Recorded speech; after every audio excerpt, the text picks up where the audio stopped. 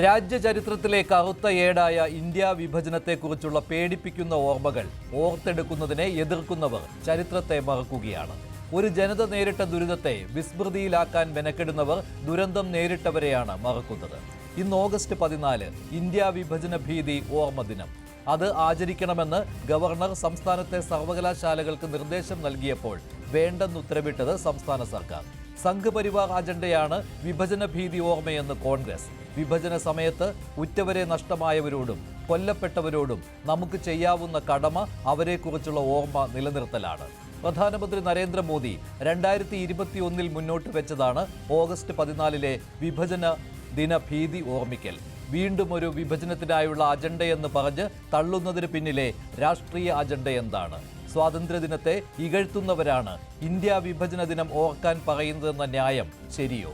കൊല്ലപ്പെട്ടവരോടും ക്രൂരമായി മുറിവേറ്റവരോടും നമുക്ക് ചെയ്യാവുന്ന കടമ എന്തുകൊണ്ട് മറക്കുന്നു?